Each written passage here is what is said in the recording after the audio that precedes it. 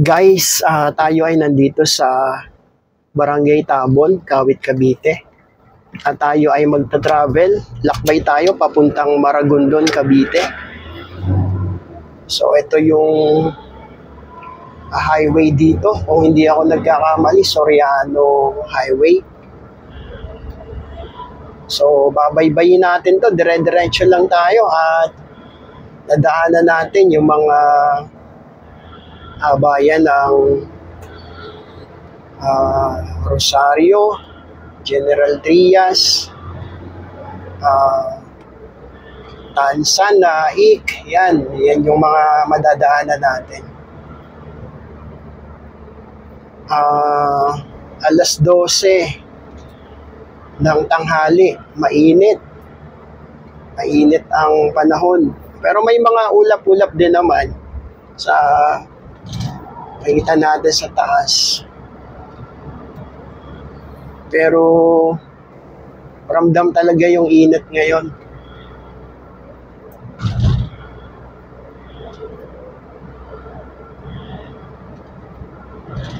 So hindi masyadong ma-traffic. Siguro kasi dahil alas 12 na ng tanghali.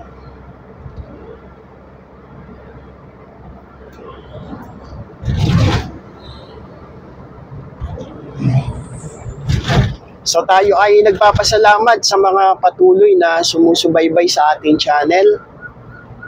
Salamat sa Bio family, sa Gulyoso Cousins,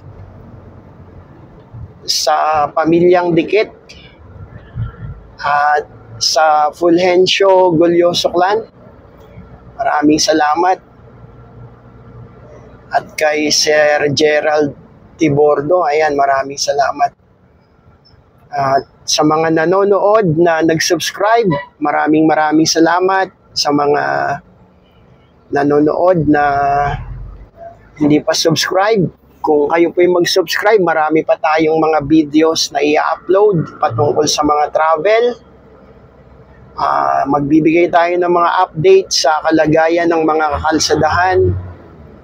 At meron din tayong mga naunang video na tungkol sa tutorial, DIY. At kung kayo ay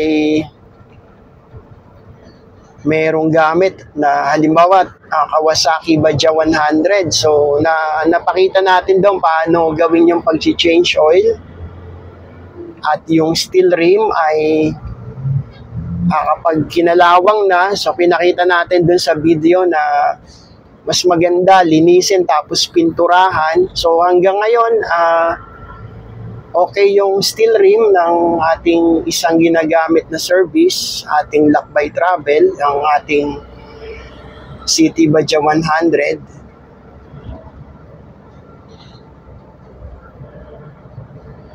At meron din tayong tutorial dun sa air cooler na nilinis natin. Ayan.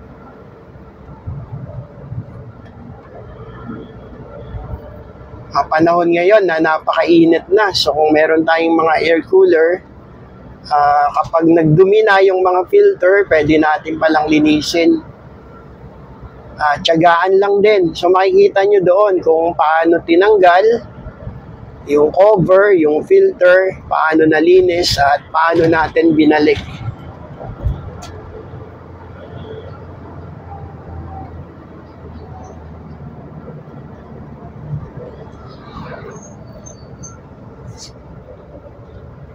So dito ay nag-iisang lane na lang, kaya medyo sumikip kasi nasa 2 lanes tayo galing, tapos ngayon ay 1 lane na lang, tapos may mga kasabay tayong truck, kaya medyo sumikip dun sa part na to. Ayan, kaya kung galing kayo dun sa bandang una ng Barangay Tabon ng Kawit, tapos papunta na kayo dito sa side na to, wag masyadong magbibilis ng takbo kasi nagiging 1 lane. So delikado yun kapag kagabi tapos mabilis ang takbo, kapag hindi napansin. So dito ay 2 lanes naman na. Ito sa bandang unahan na to.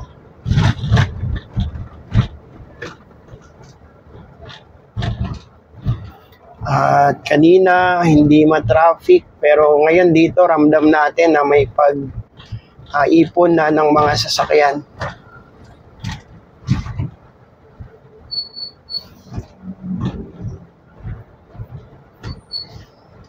So dito ay medyo nagsikip ulit. Ayan, yung dalawang lane ay nababawasan. Kaya medyo nagsisikip doon. Dito 2 lanes na ulit. So hindi pa masyadong naayos yung part na to. Pero may widening na nakikita natin yan, no? Nagti 3 lanes pa nga dito sa side na to. Kaya lang dun sa part dun na nadaanan natin ay may mga ginagawa pa.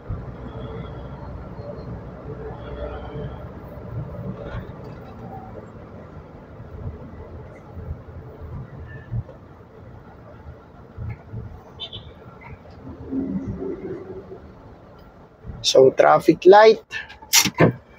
Lagi kapag ganito, test of patience. At ang traffic, kung napanood nyo yung ating isang video last Saturday night, doon sa Ayala Malls, Parañaque, dun sa bagong gawang Ayala Malls, Manila Bay, pero sakop siya ng Parañaque. Papunta lang ng MOA, SM MOA. Almost 40 minutes yung naging travel natin, at ang pinakita natin doon ay yung experience ng traffic, at grabe, sobrang traffic talaga nun. Kasi 1.2 kilometers lang yung distance ng Ayala Malls, Manila Bay, Parañaque. Tapos ang MOA, doon sa Global Rotonda, inabot tayo ng halos 40 minutes. So, ganun na-test yung ating patience last March 8, kung hindi ako nagkakamali.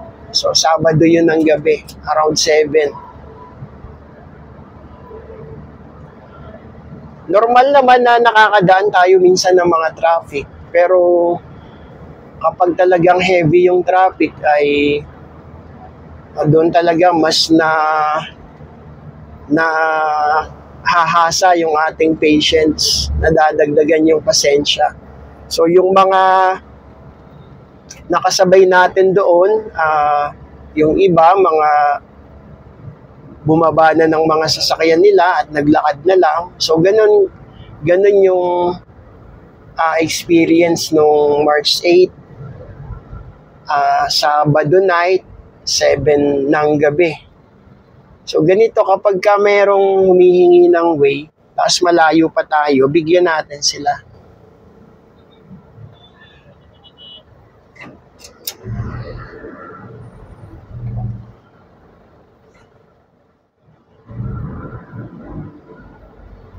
So, walang traffic light dito, at bigayan lang kapag ganito.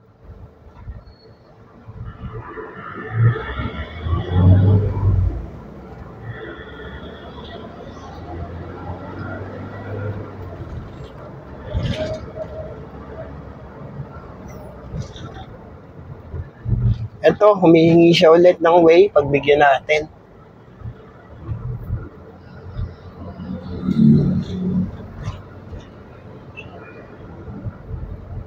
Para kapag tayo naman ang humingi ng pabor, marahil pagbibigyan din tayo.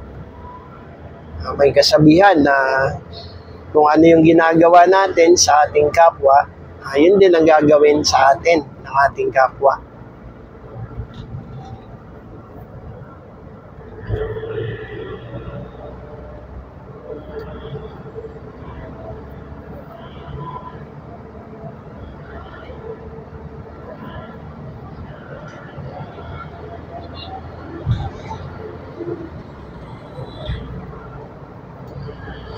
So, nakalagay dito sa signage nila, General Trias City. So, ilang kilometro na lang. So, nandito na tayo sa Genti.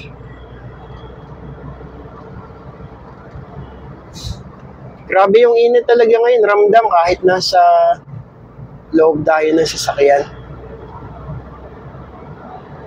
Kaya ang payo ng World Health ay laging mag-hydrate. Laging magbaon ng tubig, ng inumin. So may speed limit pala dito, 60 sa mga cars, tapos 50 sa mga trucks.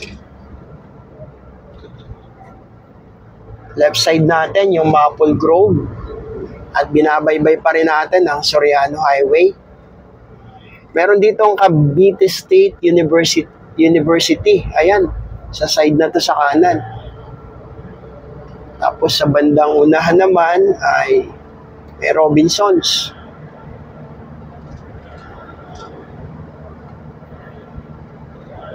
So maganda na rin yung lugar na to.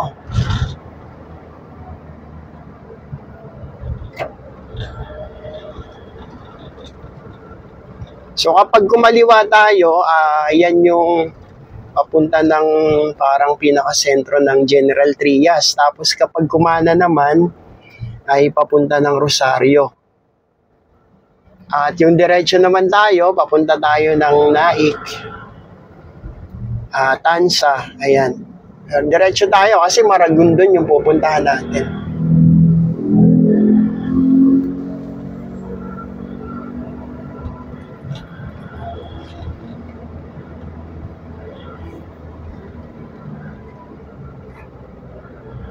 So 10 minutes na yung tinakbo natin at okay pa naman. Okay pa naman yung takbo ng mga sasakyan.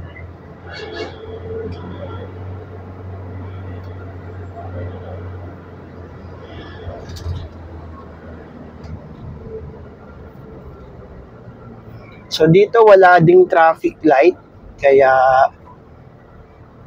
Tansyahan, Bigayan.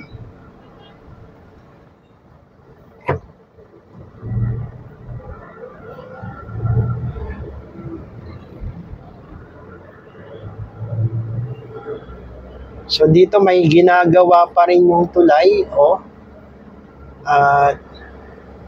nahati yung tulay sa dalawa. Dito sa gitna ay counter. Tapos dun sa bandang, parang may service road sila sa left and right. Tapos yung gitna, ito yung pinaka-gitna ng highway.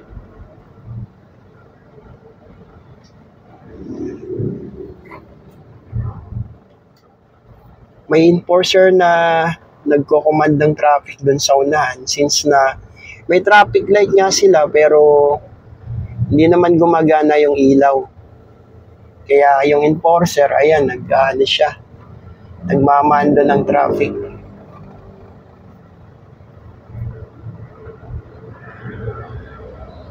So, diretso pa rin tayo dito sa Soriano Highway.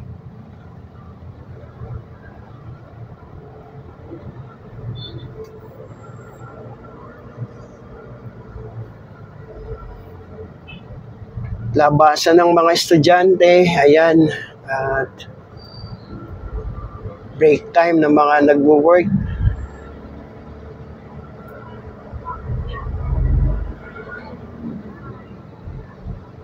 So dito may mga bus pa rin na ganito, yung parang bus na parang jeep, ayan, sa gilid natin sa right side. So matagal na yung ganyang mga pampasaherong sasakyan dito. Hanggang ngayon meron pa rin. Maganda tignan.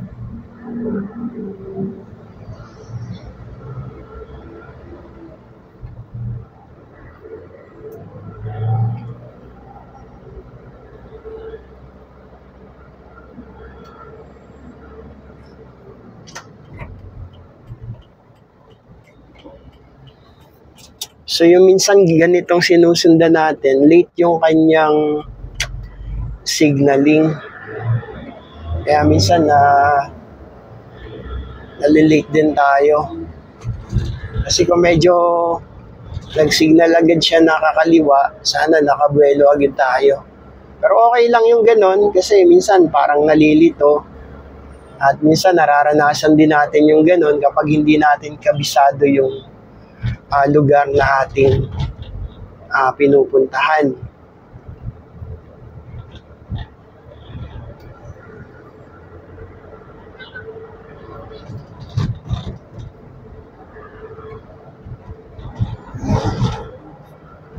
So dito naman ay may mga naka-signage na Tansa, town proper, papunta ng kanan kung kakanan dito sa unahan. Tapos star natin, Naik, padiretso. Maragondon, yan.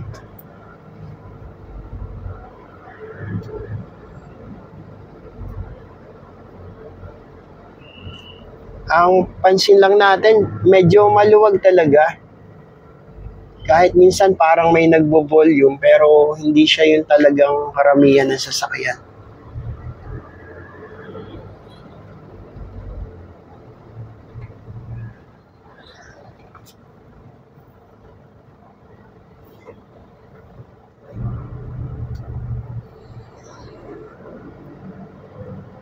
Dito sa intersection na to, ayan,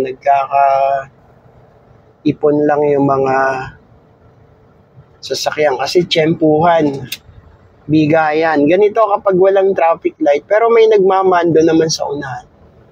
May enforcer naman. Kaya lang hindi niya masyadong ma-enforce lahat kasi yung iba hindi siya nakikita. Lalong galing dun sa bandang likuran. Pero maganda yon na may mga enforcer para kapag talagang minsan ay nagkakaipitan din, kasi minsan ayaw din magbigayan, so dyan na ang magandang aksyon ng mga enforcer.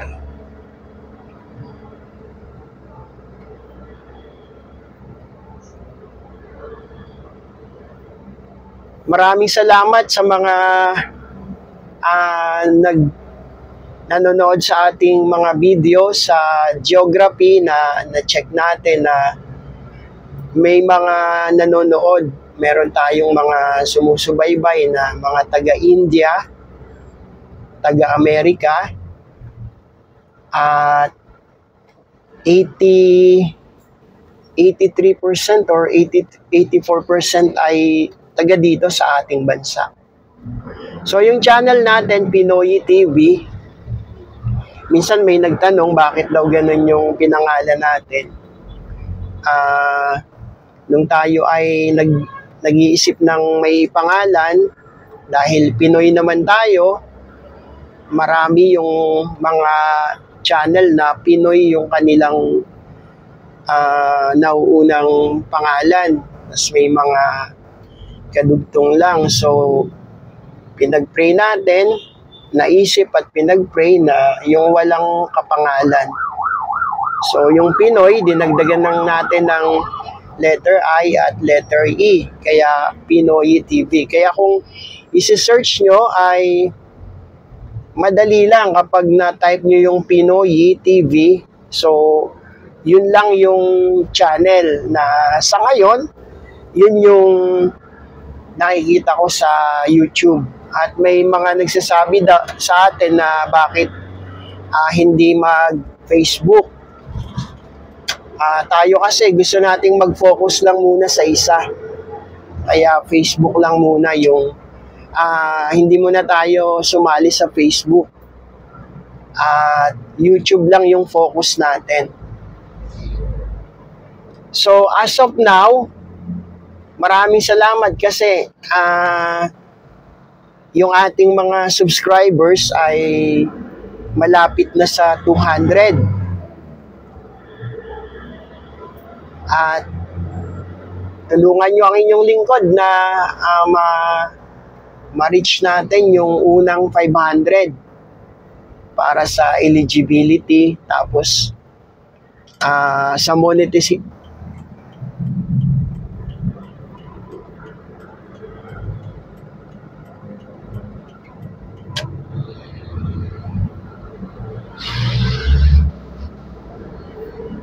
At kailangan din pala natin ng 3,000 watch hour.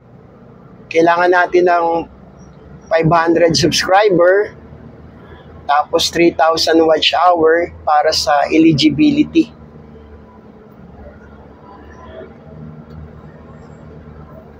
So, diretso pa rin tayo dito sa Soriano Highway. At mahaba yung highway na to. Mula dun sa Kawit. Papunta ng Maragondon. Soriano Highway. Maganda yung daan na to.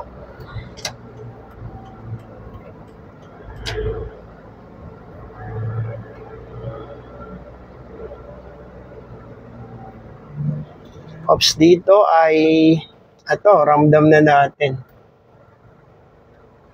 Kanina hindi tayo nata-traffic, pero dito ay parang ipon na yung mga sasakyan dito.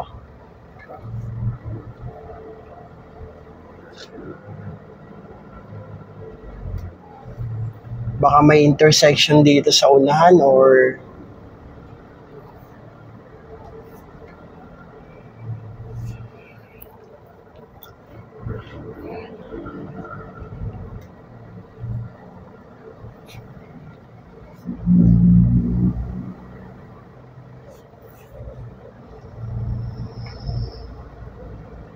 Barangay Amaya.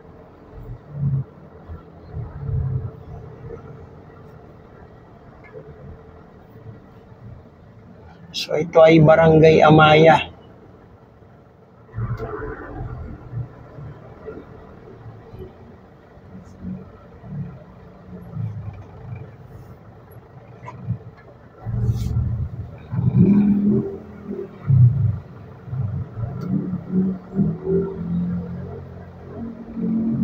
Kung hindi ako nagkakamali ay Tansa na to.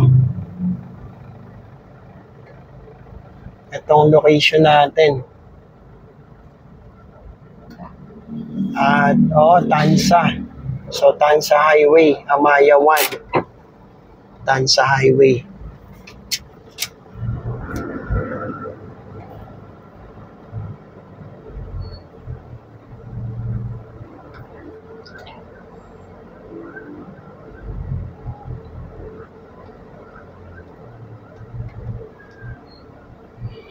Isang Bible verse ang sinasabi sa Bible sa Jeremiah chapter 11 verse 29.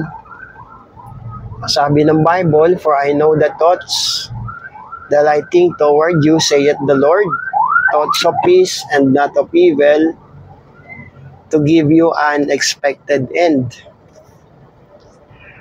Ang mga iniisip sa atin ng Panginoong Diyos ay tungkol sa kapayapaan, tungkol sa kabutihan, tungkol sa ikakabuti natin.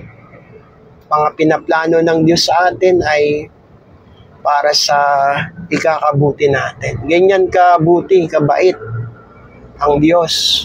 Kahit na nga ang tao, di ba,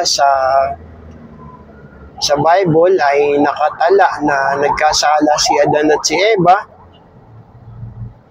Tapos yung kabayaran ng kasalanan ay kamatayan. Ang ginawa ng Panginoong Hesus, siya ay nagkatawang tao at siya pa yung nagbayad ng kasalanan para tayo naman ay magkaroon ng kaligtasan. Kaya ang talagang plano pala ng Diyos sa tao ay para sa ikabubuti natin. So, salamat sa ating Panginoong Hesus.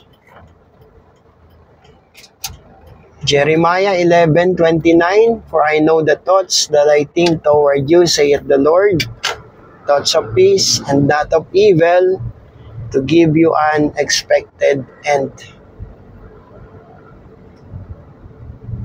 So sa lugar na to, Tansa na pala to, ay medyo nakakaranas ng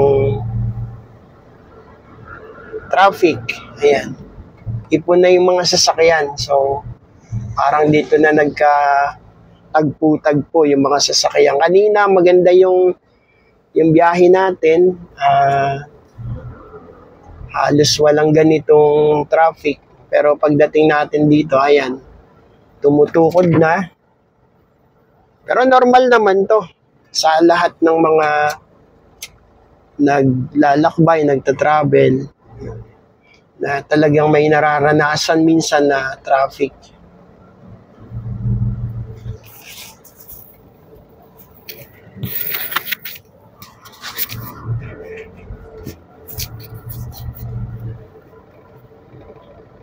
Amaya 2. So, nandito na tayo sa Barangay Amaya 2, sa Cavite. Soriano Highway pa rin yung ating binabaybay.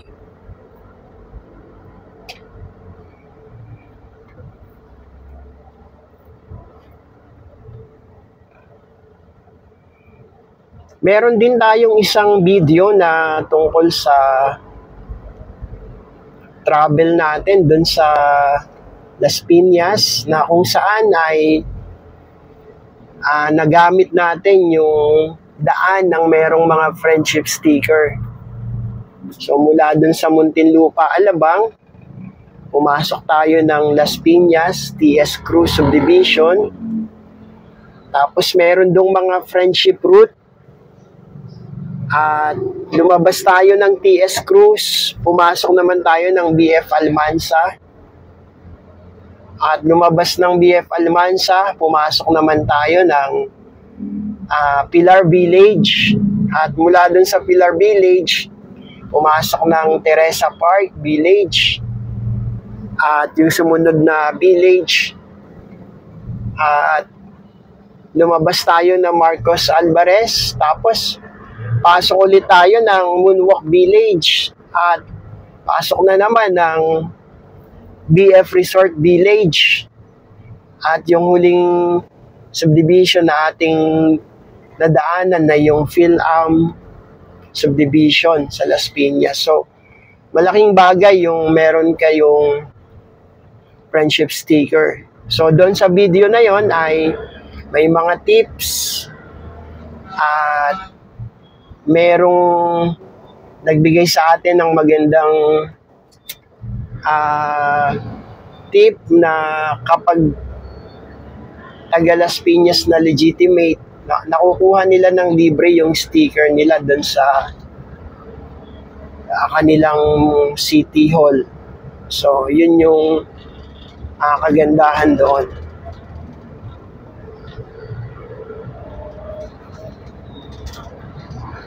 Kaya yung nagtanong na paano makakakuha ng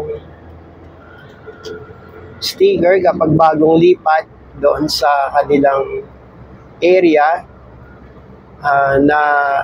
nasagot naman natin yung tanong na kailangan lang nilang makipag-coordinate sa kanilang mga village or mga homeowners officials or sa kanilang mga barangay officials.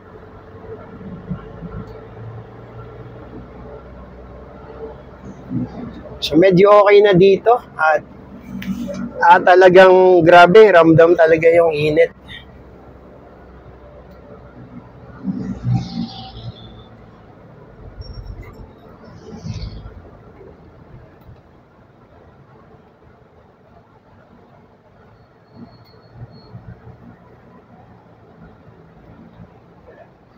Ayun, salamat kasi minsan tumatakip yung ulap sa araw at nagbibigay ng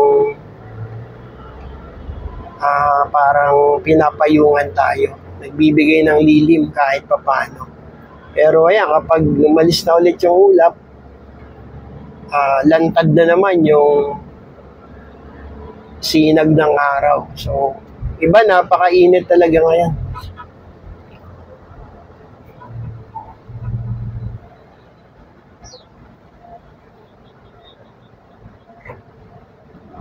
So kapag ganitong pedestrian, talagang ang priority sa ganito ay yung mga tumatawid.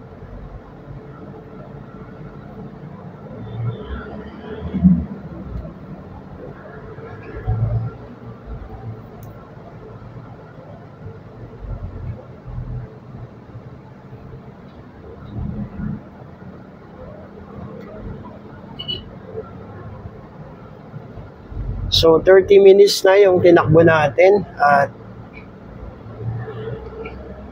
ilang minuto pa kaya madadagdag bago natin marating yung Maragondon.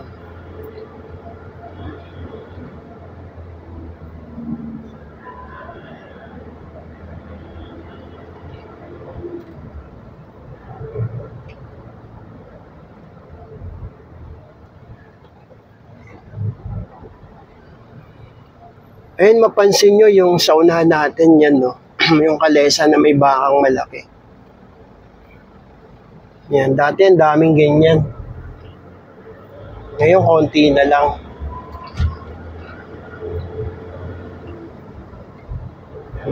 Matyaga yung ganun yung uri ng trabaho.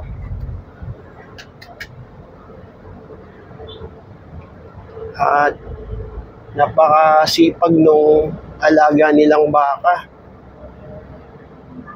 Kasi ang daming laman ng kanilang mga parang kalesa na mga hinihila.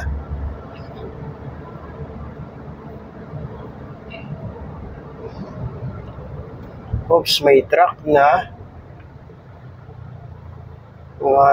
maniobra o papasok dun sa bodega.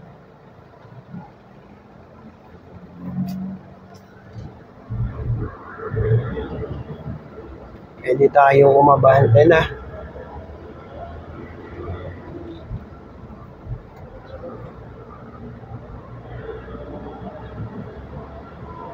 So dito sa part na to ay mas maganda, mas maluwag.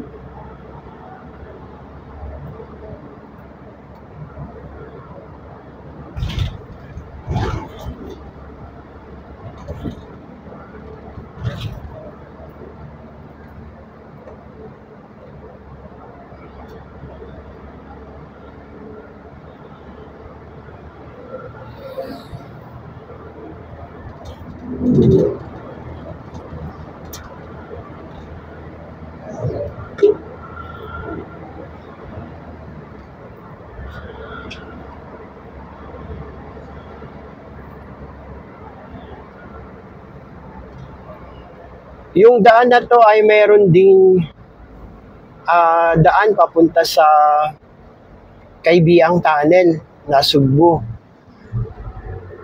So minsan ay gagawa din tayo ng video papunta doon sa Kaybiang Tunnel na Sugbo.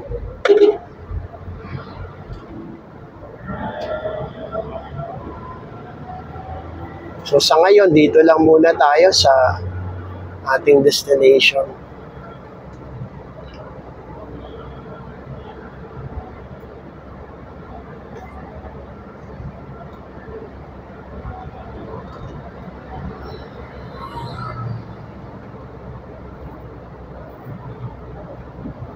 Marami pa ring taniman dito sa area na to. Ayun, ang lawak pa ng taniman.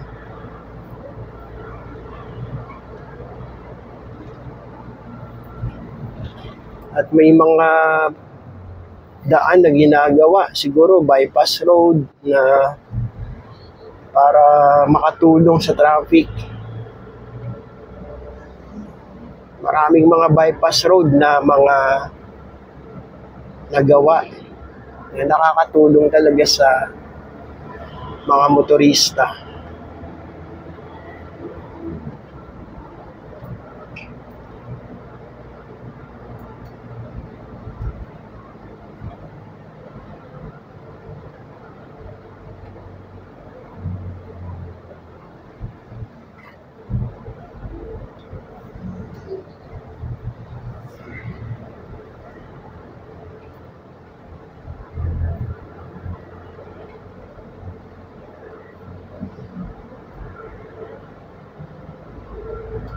Okay, yung lane na to ay parang 2 lanes, kaya lang masikip yung sa gawing kanan. Pero kung mga motor lang din, mga bike, okay silang dumaan doon.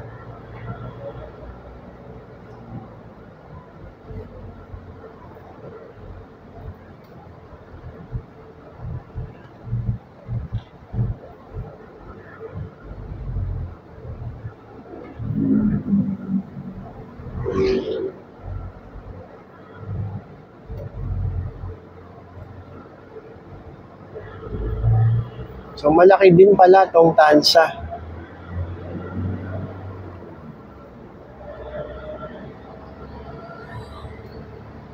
Eto, may daan ulit to. Tansa BBC.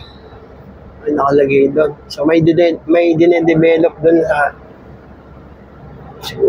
sa bandang looban na yun.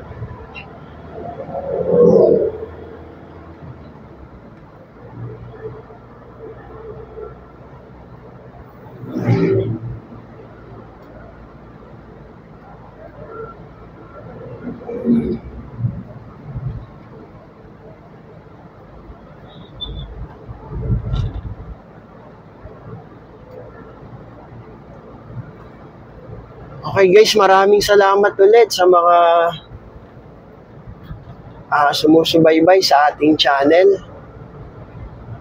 Salamat sa mga nagko-comment, mga nag-like, mga nag-subscribe, mga nag-share. And maraming salamat.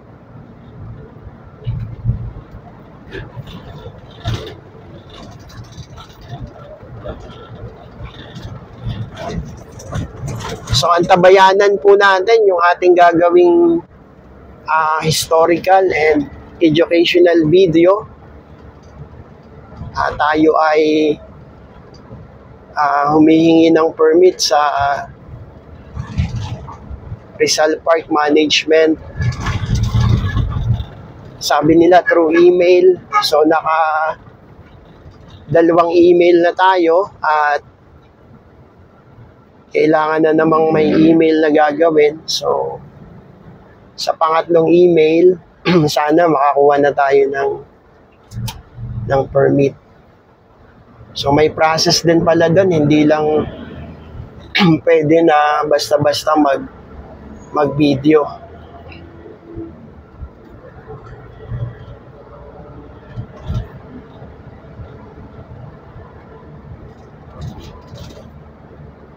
So, yung target date dapat doon ay sa Sunday ng umaga. Kung aabot yung permit, baka makapag-video tayo doon. So, tingnan natin yung kasaysayan ng ating pambansang bayani. Ipapakita natin yung place na kung saan siya mismo hinatulan ng kamatayan. Tapos saan dinala yung kanyang katawan pagkatapos na siya ay parusahan ng kamatayan.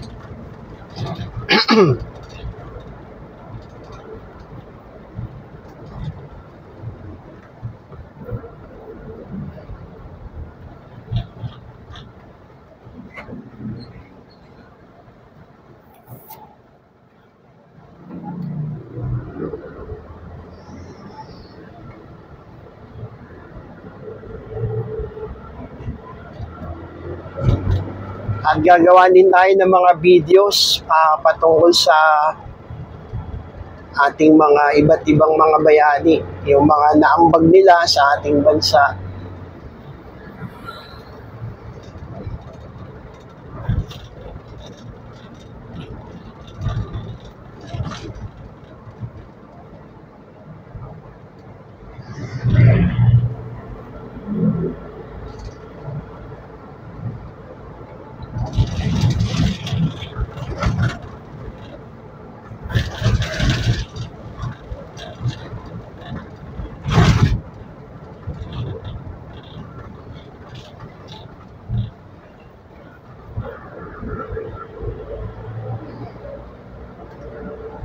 So, tanaw na natin sa unahan, may bundok na. Ayan, may malaking bundok na. So, ang Maragon doon ay may mga place na may mga bundok din dyan sa pupuntahan natin. At sa history, si Andres Bonifacio ay dyan nanggaling at dyan din siya nahatulan ng parusang kamatayan.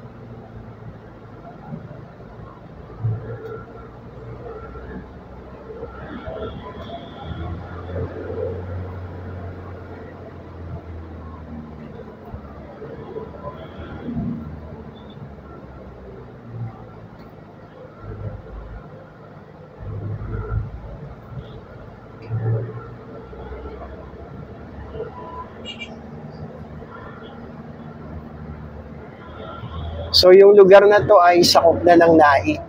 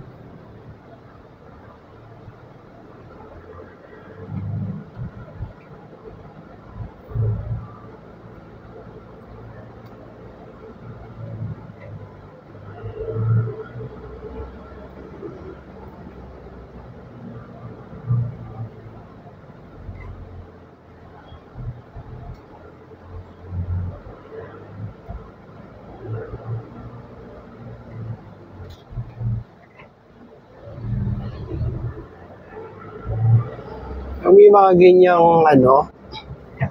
nagda-drive, walang tabi-tabi, walang signal-signal. So dito pala tayo kakaliwa sa street na to.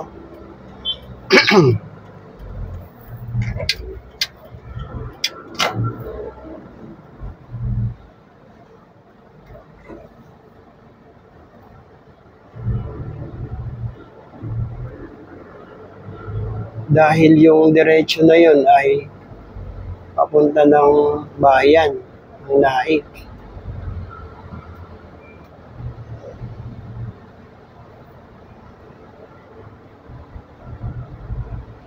So dito sa susunod na intersection, may daan naman dito papunta ng 13 Martires.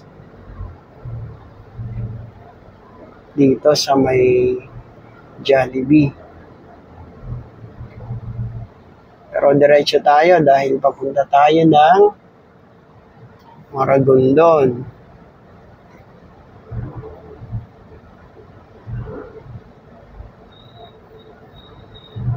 No left turn doon.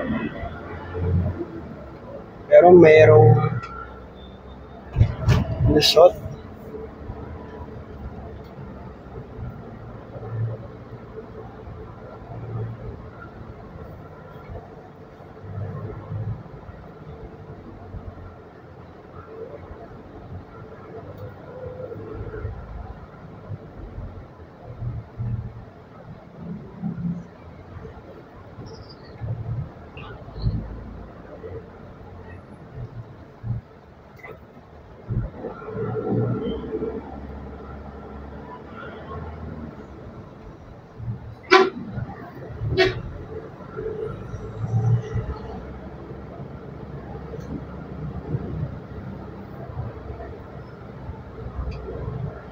So yung dire-diretso nito, papunta na to ng Maragondon.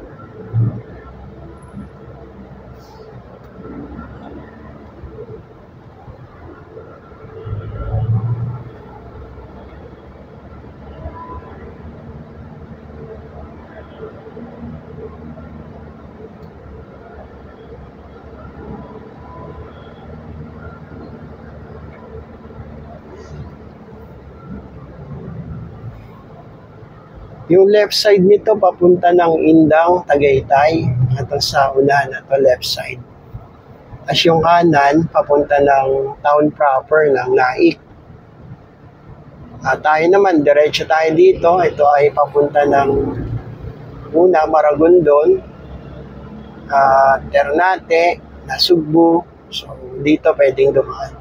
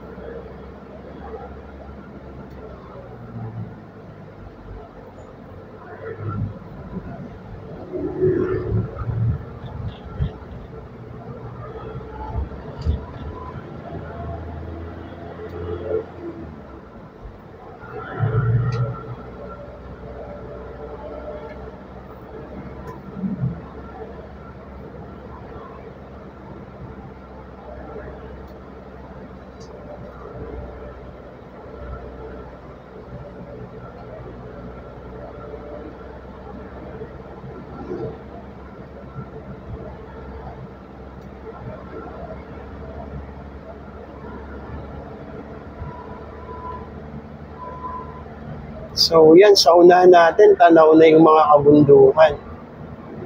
Yan, ang daming bundok.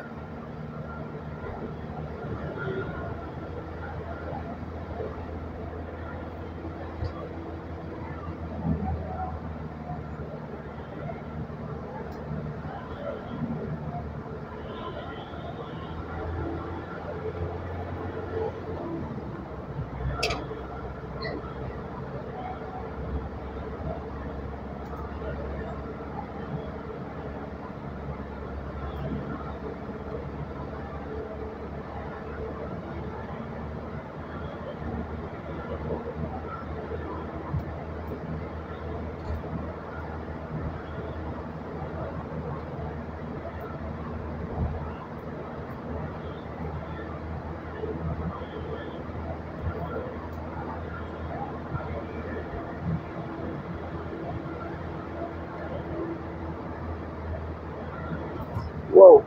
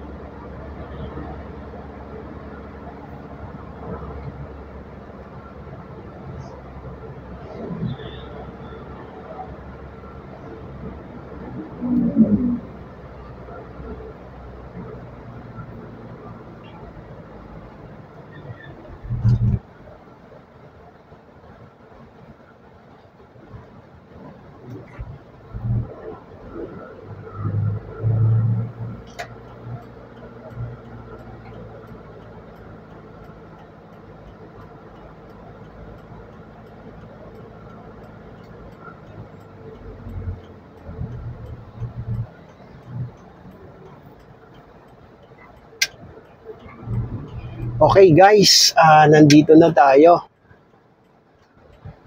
Ayan, ang boundary ng Maragondon, galing Naik. So, dito na tayo sa ating destination. Mga ilang metro lang galing dito. Ay, ito may isang signage pa rin sa bandang kanan. Ayan, welcome Maragondon. So, maraming salamat guys. Pagpalain tayong lahat ng ating Panginoon. God bless us all.